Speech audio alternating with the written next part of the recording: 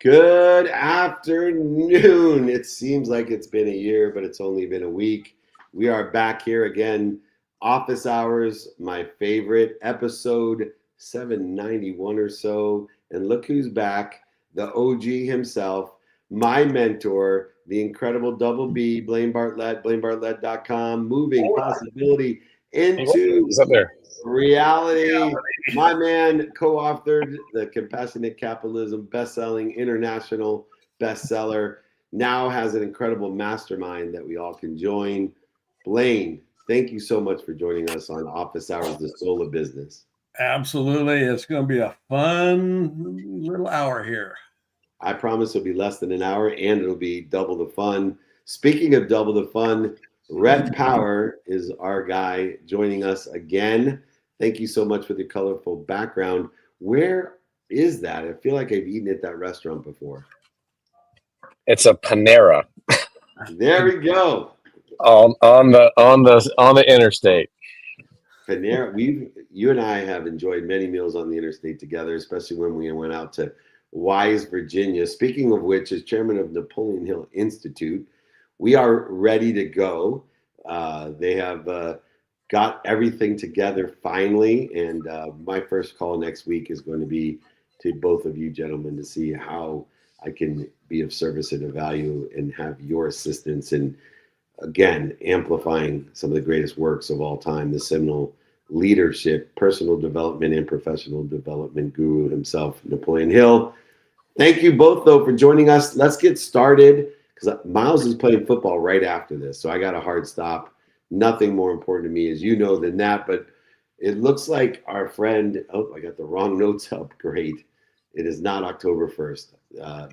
Blaine, since you're ready, why don't you introduce our first guest?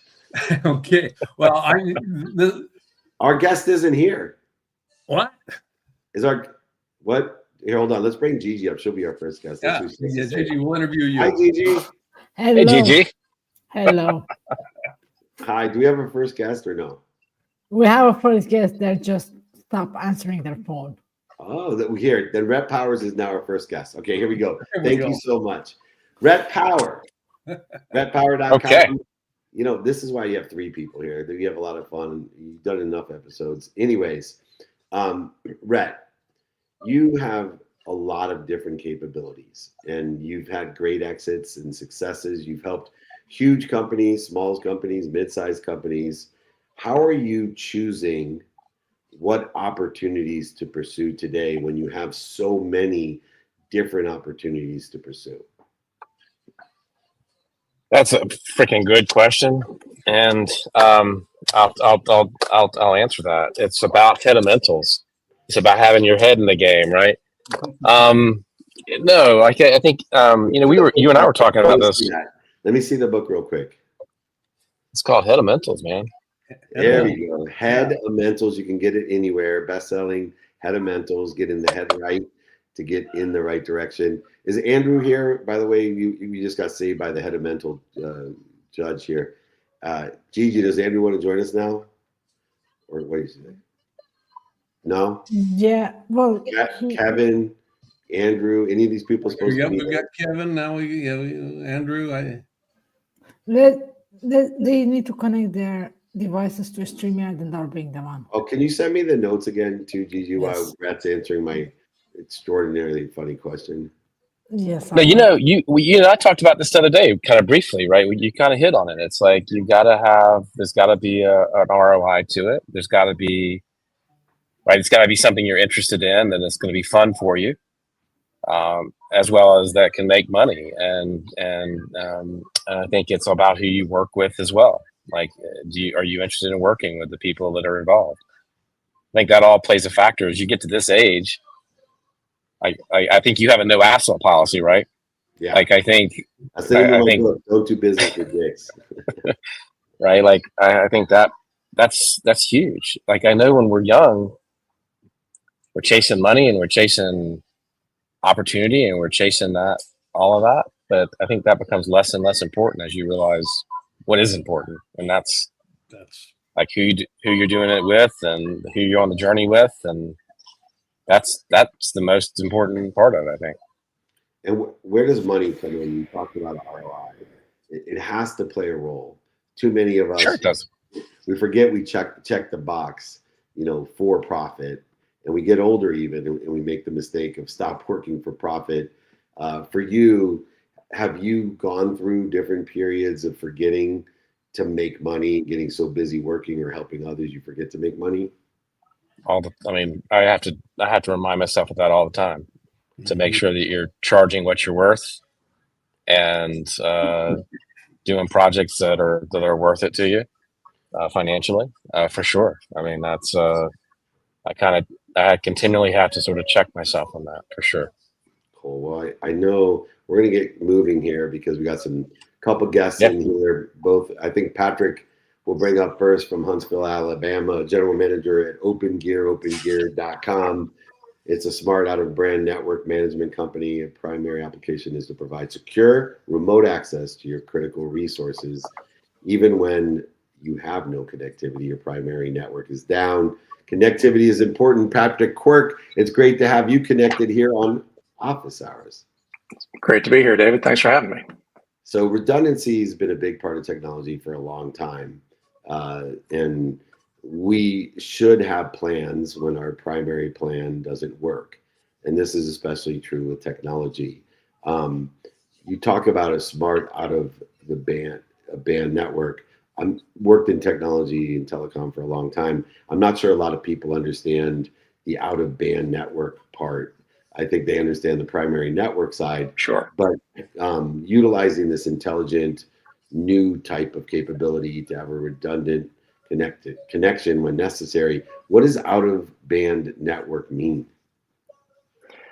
Yeah, so the simplest analogy that I can give is it's like either the frontage road next to an interstate, or you could think of it as the express lanes that are independent of the primary interstate. So, you're on vacation with your family down at the beach and you're on your way back, and in the middle of nowhere there's an accident and you sit on the interstate for 3 hours because the emergency vehicles can't get in there and they can't get it cleared. Well, what if there was a side road that was dedicated to those emergency vehicles being able to get to any point on that interstate, clear it off, and get you back up and running again? That's what an out-of-band network is. And it saves millions of dollars with big companies, I'm sure. Yeah. So the most amazing thing about that is that people do not realize the cost of downtime. It's thousands and thousands of dollars, in some cases millions of dollars a minute, depending upon what it is that you're doing. So that cost of downtime is, in some cases, nearly immeasurable, especially to your reputation as a company. Yeah, it's funny. When we did our first SAP implementation, Blaine, I know you've worked with multinational companies, but when I did our first one at Thomson Reuters, they talked about it being a $10 million implementation. I thought that was expensive until they told me, as they back end sold me, as the integration was rolling out, that pieces and parts of my sales force were going to be down for a week. Yeah. And I said, forget the 10 million, you just cost me $21 million. And thanks for telling me on the back end. But meanwhile, go ahead, Blaine. Well, that was exactly the question. I mean, SAP is a great example of that. That whole rollout, I was part of a couple of those. And one of the things— This is why we have gray hair now. That's why I've got gray hair. It's not because of age. Yeah, I've been there, done that, Blaine. Patrick has an excuse. Grass doesn't grow on a busy street. He at least has an excuse. And I know that Rhett's chin is definitely not busy. Clearly. Oh, Lord. Your poor wife, Rhett. Sorry. Yeah. Now maybe this is intentional. I don't know. Not going to go there. There you go. Well, back to serious things, Blaine. I'm sorry. Serious. Where's this world business information? Yeah, I remember some early work years and years and years, I mean, literally decades ago. Royal Dutch Shell. They were in part renowned, and this happened right around the first oil embargo. They were one of the very few companies that were prepared for this out-of-band event called the oil embargo. And they had a division, or not a division, they had basically a working team inside the organization at a very senior level, executive level almost. There was a scenario planning group. And their entire focus was on what ifs. what ifs. And yeah, not from the standpoint of how do we grow and scale and all that kind of stuff, but what's going to blindside us? What are, how are we going to deal with that? That is, analogous, I'm assuming, to what it is that you're working with right now in, the ways that you've actually facilitated strategic growth with your organizations that you've been affiliated with. How do you begin to position a conversation that executives are willing to have about that scenario planning, that doomsday scenario planning, particularly for small and mid-sized organizations? Larger organizations where you've got millions at risk, that's Sure, it's kind of obvious, right? Yeah, but the smaller ones, how do you actually position that, if in fact you actually get away with positioning it? Yeah, so I think Blaine, the best way to address that is you really have to talk to them about their end customer. So how is your end customer going to feel if, like, in the middle of this streamed podcast, what if the stream went down? Mm-hmm. So all David's listeners suddenly are cut off and don't get to hear the fantastic rabble that we've got going on here, right? So you really have to start there with what is it that you are delivering? What service, what product are you delivering? And what would be the impact if you were unable to deliver it, especially in today's online digital world? People still there's still a lot of storefronts, and I think artisanry is really coming back. But that's, even with that, even artisans are online. And so if they can't get their storefront, if they can't get their product or their service out to the market, what's the impact of that? Well, the impact of that may be, your family goes lean for a month, and that's a big deal. Yeah. And we've all been there, and the worst day in a business owner's life is the day you can't make payroll. And so if you start there with what's going to be the impact, not only on your customers, but on your family that is part of your business, the people you are responsible for, then start there. And then it becomes a very easy conversation around, well, we can help you avoid that. We can help make sure that you're taking care of your employees and their families, and as well as your customers at the same time. And I think that's really the best way to frame that conversation. Thank you. That's good. Yeah, that's really, really good. I'm wondering, from you're an expert at efficiency and building efficiency and profitability. How do you do that today in such a fast-paced environment? Things are changing so fast, and at the same time have resiliency and agility and innovation. And can you have all of that at the same time? Can you have efficiency and profitability and resiliency and agility? Hey, there's, I heard you talking about it, Rhett, right as I was sitting in the green room waiting, and you were talking about how, the business is about the people, and the things that you do, it's about the people. So if you can build an organization where everybody is locked arm in arm, and they all believe in what the long-term vision is, and that vision should be beyond what you're doing today. So I try to build organizations that far outlast the day that I leave, and really try and build it so that it outlasts the other people that are in the organization. So if you start with that as your framing, then really anything is possible, because you then have everybody pulling in the same direction. Innovation starts happening faster. They're having conversations. You're attracting the best and the brightest. Other people see what's happening, and in a lot of ways, I would say it's analogous to, happiness is essentially a choice. We get to decide if we want to be happy in our lives. Well, we should carry that over to business, because if you do that and you've got the rest of your organization thinking the same way, that, hey, we can go do this, and that ability to be able to talk yourself into success is very real. And so if you do that as a starting point with the people, then really the rest of it is just downstream. The growth, the profitability, all of those things are downstream of that, because you are out there with a vision, solving problems for your customers and for their customers, and allowing them to take care of their families. And that's really what it's all about. So you start with that as the foundation, get the organization going, get everybody focused in one direction. Innovation starts happening naturally because people are pulling in that same realm. innovation starts happening, you start getting more efficiencies. People are constantly looking for, how can we do it better? How can we solve this problem easier and really make it something that is of value to the end customer? So yeah, I think they're both possible. They're all possible at the same time.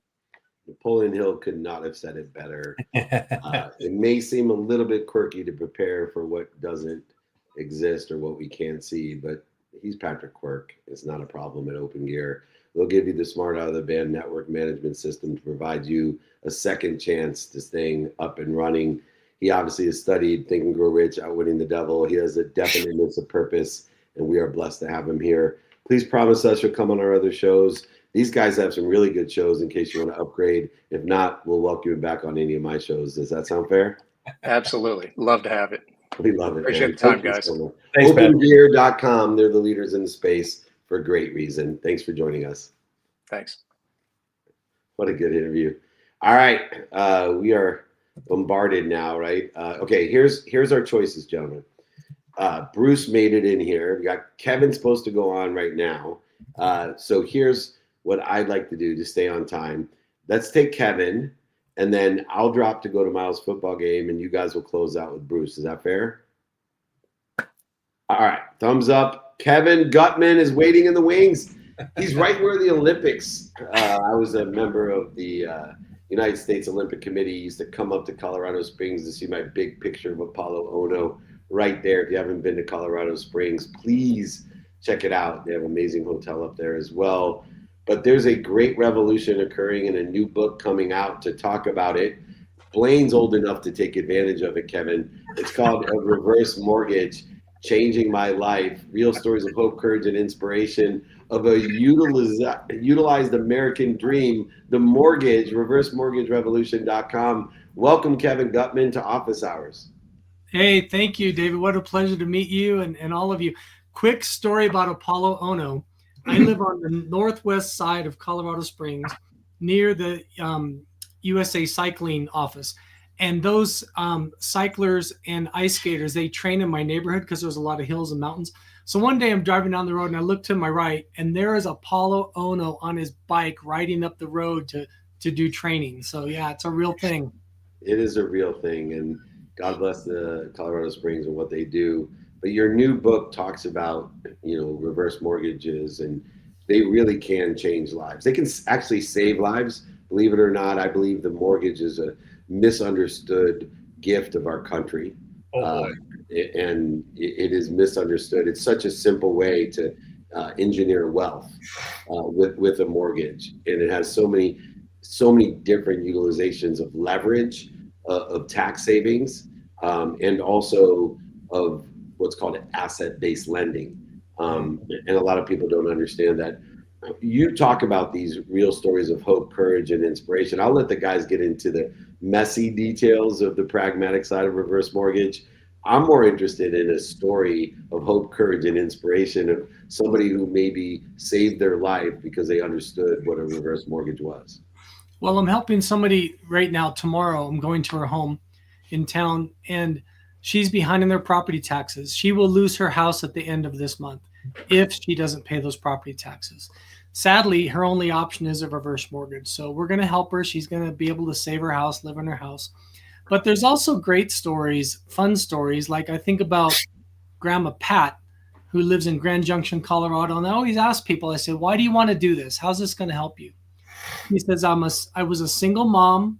Now my daughter's a single mom. I have 3 grandsons, and I want to make memories with these grandsons.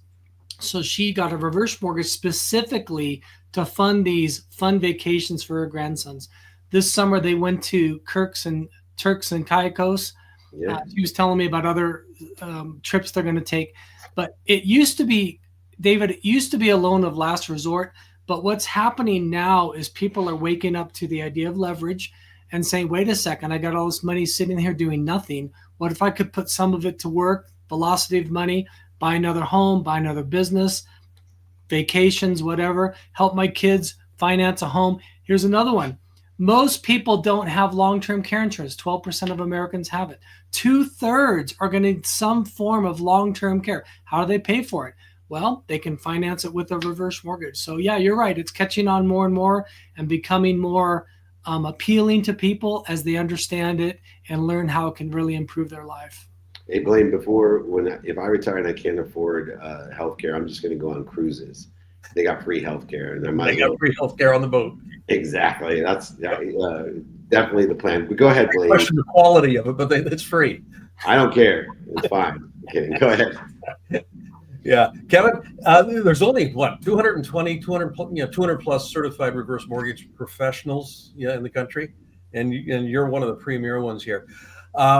So for those of you that are listening, and I'm generally familiar with the concept, but can you walk us through why I would want one, and what's the not the banking process of it, but just what's the process involved?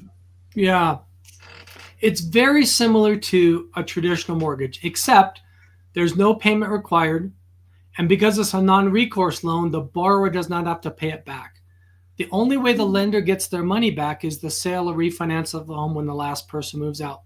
No debt can be passed on to the estate, to the heirs, because it's a non-recourse loan. Most mortgages we're personally liable for, not a reverse mortgage. So how it works is just like a traditional mortgage. We collect a few points of data, about 6 or 7 documents. It's very easy to qualify for. Most people qualify just with their Social Security income, and takes about 30 days. We do appraisal. We get title report. If there's a payoff, we get that. And it's just a normal underwriting process, except it's a manual underwrite. And so they do take a little bit longer than a traditional mortgage. But yeah, it's just a traditional process, if you will. Takes a little bit longer because it's manual underwrite. But the two big differences are no monthly payments required and no repayments required because it's a non-recourse loan. And I get to keep the proceeds. Right. So you stay on title. This is a big myth. People think, oh yeah, I know, I signed over my house to the lender. You do not. You stay on title the whole time. It's just like the mortgage anybody has now. They're on title. They have a lien against the property. Same thing. When they move out, when the last person permanently moves out, the house is sold or refinanced, the balance is paid off. Whatever's left, like you just said, goes to the heirs, to the estate, to the borrower.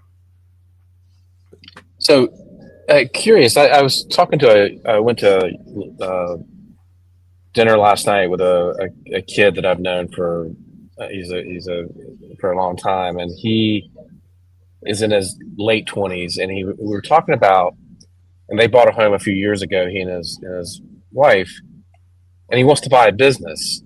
And so we were talking about, using home equity, a line of credit, or like, what's the best for somebody that young, or is this really for older people? I think the misconception, in my view, is that this is for older people. This is for people like my dad who want to, go live on a cruise ship, right, for a year, right? But like, who's this for? Can you take it out to buy a business? Can you take it out So anybody who's the best customer for this? Yeah, a homeowner 62 years or older who wants to remain on title, retain their independence, and entertain the lifestyle they've worked for, gain access to their equity, not have a monthly mortgage payment, not have to pay it back. The program's been around since 1961, Rhett. And okay. For 27 years, here's why people think they're bad. For 27 years, they were unregulated. So a lot of people got taken advantage of and lost their home. But our government started regulating them. Reagan passed sponsored a bill or signed a bill from Congress 1988, and it's called the Home Equity Conversion Mortgage. And over the years, they've improved it and made it even safer for seniors. So there's been over 1.2 million people who've taken out a reverse mortgage. AARP did a survey, found that 94% were satisfied or very satisfied. In other words, the loan was doing what it's supposed to do: keep a senior homeowner in their home, not pay a payment, gain access to their equity. The number one fear a senior has is outliving their income, outliving their resources. That's their number one fear. They probably haven't met Napoleon Hill. So we try to help them just ease some of that pain, some of that stress, to say, look, here's all this money sitting here that you have access to should you need it. Okay, so I'm not even qualified. I'm not even qualified for this, and he isn't either. Neither Okay. am I, All brother. right. Only one of us Take here is care of you old enough both. for this shit. Well, Only For one my of time, us I'll take here it is not first. old. He for may homes not look over like $1 the million, oldest. we have a proprietary program. So the most loans, most reverse mortgages are FHA backed, under 1.2 million. For properties over $1 million, like in California and the West Coast and the East Coast, Northeast, we have proprietary programs, 1 million up to 10 million, and rates are a little bit higher, fees are a little bit less, but for people that really want to take advantage, high net worth individuals who really want to use leverage and get that money working for them, we have other options for them. Yeah, if you know, in that age range too, one of the benefits is obviously on a sale of the home, the tax savings by not selling the home to get the equity out is an extraordinary opportunity when you get especially above $1 million in that range as well. So there's many different benefits. A 4-time Amazon best-selling author, one of just 220 certified reverse mortgage professionals. Read the book if you're interested before you're 62. Reverse Mortgage changed my life. I love stories about hope, courage, and inspiration. Never thought they'd be attributed to reverse mortgage, but you know what? They can be attributed to everyone. Everything's inspirational. Kevin Gutman, making our guts feel good today, reversemortgagerevolution.com. I'll give you a call in 5 years. I'll give you a call. I'll be 62. Rhett will be there in 2 years. Just kidding. All right. Anyways, thanks, Kevin. Come back again. We want to learn more. I'm going to read this book and tell you what I think. Thank you so much. Appreciate it. Thanks, guys. Thanks, Thank you. Kevin. Have fun. Nice living room, by the way. I've never seen that. All right. Very good. Most popular living room on the internet is that. It is. Room. Anyway, I'm going to introduce our guest, and then I'm going to run away to my son's football game. I hope everybody appreciates the non-negotiable time I spend with my family. Bruce Schneier is here. He is out of Cambridge in North Andover, Massachusetts. Probably went to Harvard. Who knows? Anyway, based there, co-author of Rewiring Democracy. I think there's a great need for that. That's for sure. And his upcoming book, named Rewiring Democracy, How AI Will Transform Our Politics, Government, and Citizenship with Strong Ideas. A positive person. He's aligned with Napoleon Hill and myself. Bruce, please save our country. We need you, and tell us, how can AI help transform what seems to be a mess with no message, mission, or miracle in sight? Well, I'm not sure I can do what you need. Right? AI is a tool. A lot of things it can do that's good. A lot of things it can do that's bad. What we stress when we're writing is that it's the people in charge. And artificial intelligence can do a lot of things to make democracy more egalitarian, better for everybody. It could also help autocracy. It's going to depend what the people in charge do with the technology. Mm-hmm. I know not what you're looking for. I mean, but no, AI is going to make humans more. Technology doesn't save us, right? It save ourselves using technology. AI makes humans more human, like all technology, and I appreciate your candor and transparency in that answer. There's a lot of wisdom. I would even say genius there.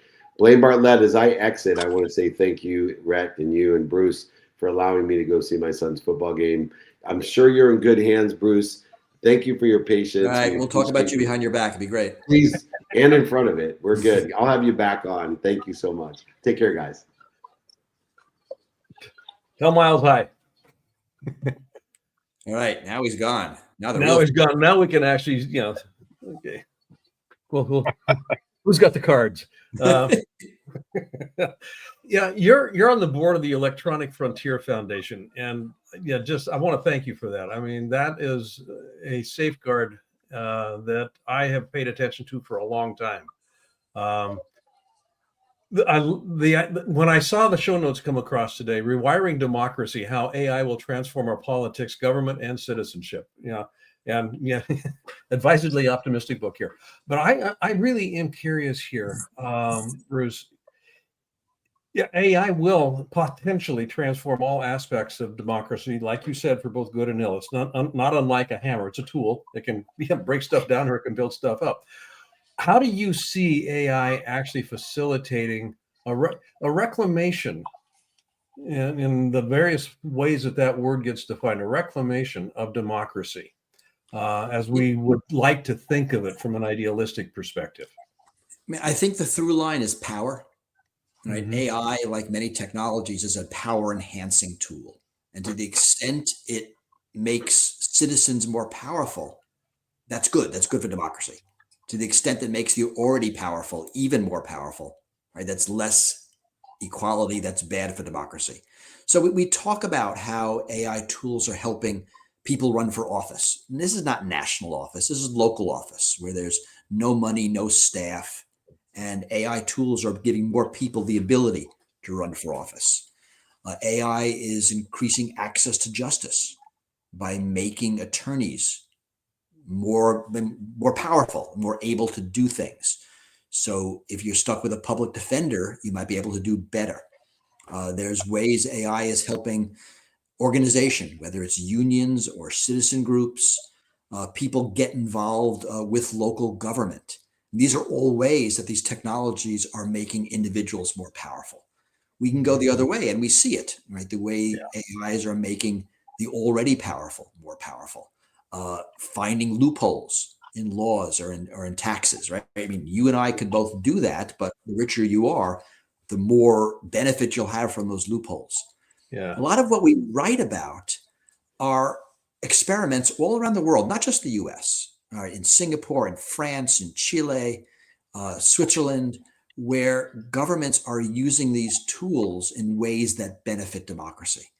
And right, we get the choice. Like, we decide whether the tools will be used that way or they'll be used in an autocratic way. Because I could have written a different book on how AIs will change autocracies, and it'll be just as interesting, but like not what we want. Yeah. Good.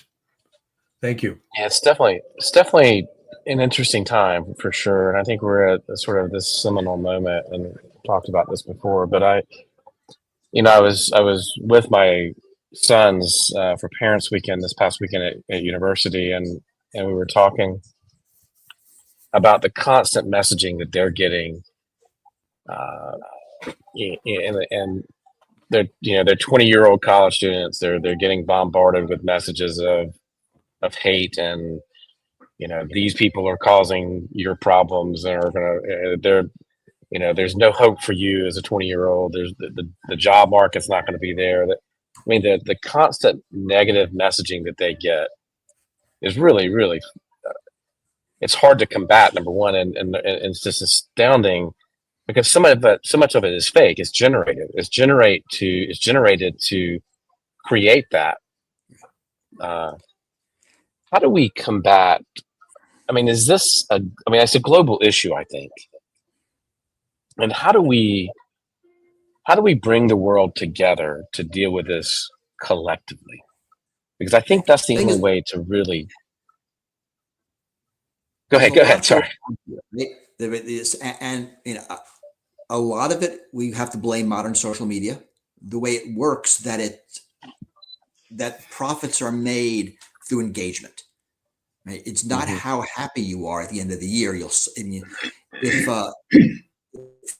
Facebook made money based on subscriptions, they want you to be a satisfied customer. And if being on once a week for an hour makes you the most satisfied, that's what they'll want.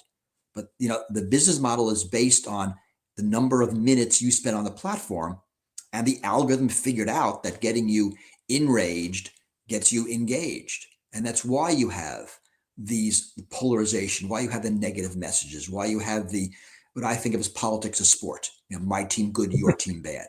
Right? So that is, in effect, the business model of social media. You change that business model, and overnight that changes. To lay on top of that, right, the ability for everybody to have their own platform. Now, we don't want to go back to the 70s where it's just like, everybody on TV looked the same, right? And it's the red white guys that have the platform. A lot of benefit now that there's more voices, but more voices again in this system where everybody gets to speak. It's the extreme voices that speak the loudest, because again, that's engagement.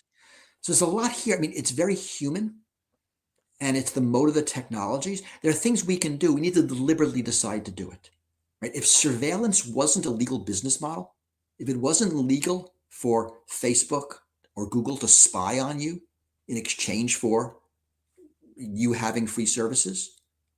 Right? We could decide that. Like, we decided that surveillance and manipulation are valid business models. So this is not an AI thing. This is very much a core tech thing.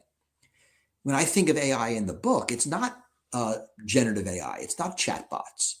A lot of AI has nothing to do with the generative nature of ChatGPT and those Midjourney and those systems. Right? You know, we had an AI last year basically win a Nobel Prize in medicine.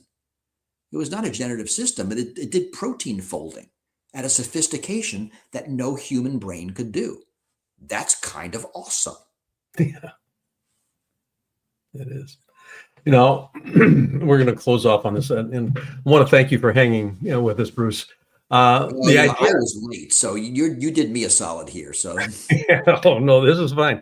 It's capitalism, and then, this is office hours. Yeah, so we're it's a kind of a business show per se. At least in one sense, we'd like to pretend that it is, but capitalism won't exist without democracy. Democracy disappears and oligarchy begins to show up. I don't know if we know that, because we're seeing countries like Singapore, Well, there's a China, democratic thread right, there. that have market economies to an extent. Mm-hmm. But we thought in like the 90s, right, you give people markets and democracy follows. I think China proved that wrong. Now, understanding that, I mean, I'm not that kind of political scientist, but both of those systems, capitalism and democracy, are information systems that leverage conflict to solve problems, right? Now, that made a lot of sense in the mid 1700s when we invented those systems. 21st century information world, hard to know if they're really fit for purpose in the form we designed them 300 years ago. Now, that's kind of weird to say and very theoretical, but the costs of coordination are gotten cheaper.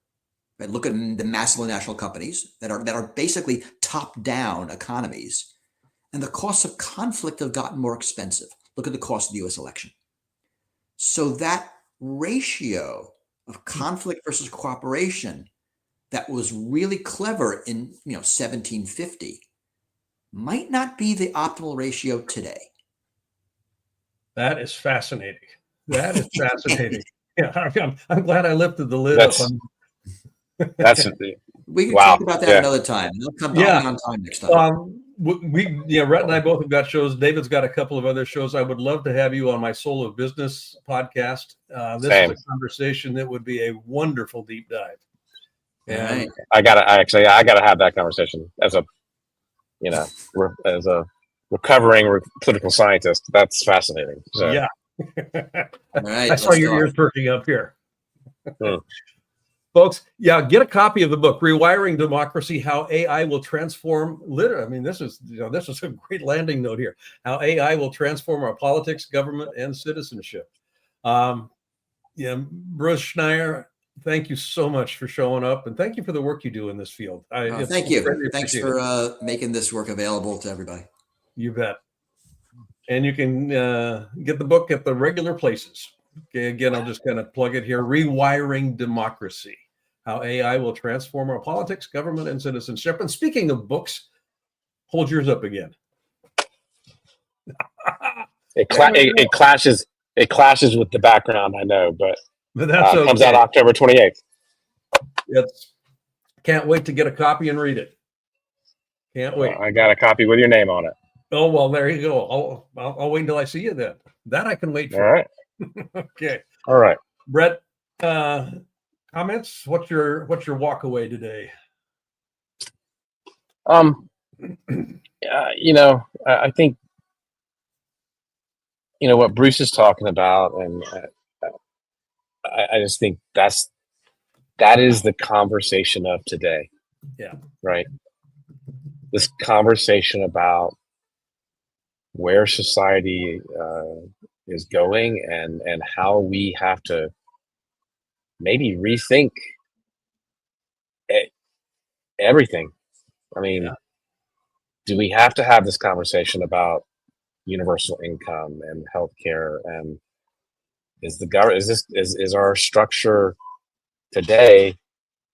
I go back to Marshall Goldsmith's book, Marshall "What Got You Here Won't Get You There." Yep. Like, when's the last time we really rethought, Yeah. our society and our world and the way we are, I don't know. That's a great philosophical and, I would love to have existential. a touch with you and have that Yeah. conversation. Yeah. I mean, wow. I mean, Yeah. and people like Bruce who are sort of raising those questions that I think we've got to truly think about. So, and it's up to us to do that. It is. It is. It's up to us, truly. Yeah. And I mean, I'm going to just echo that. 1776, democracy was, I mean, it was ported over from the ancient Greeks, Athenian, Aristotelian kind of ideas. But the idea was landed. It grew at 200 what 70. We're 275 years in. 250 years in. 250 this year. Or Right, 20 and 26. Yeah. It may be time to rethink. Okay, what is just given? I'm gonna Peter Diamandis. I've known Peter for a while. Digitization, democratization, and distribution are the basic things that he kind of organizes around his Big 10X ideas. Mm-hmm. We're digitizing everything. We're democratizing the flow of information, and the distribution process is just it's just kind of mind-boggling. What can be distributed today? So the idea of conflict, the cost of conflict, it's kind of like when we've got these three in place, having conflict is a non-starter. It's kind of like that was way too expensive. So what kind of governing principle actually emerges out of that, I think, is a fascinating conversation. Even if a governing principle is necessary, in the way that we would traditionally think about it.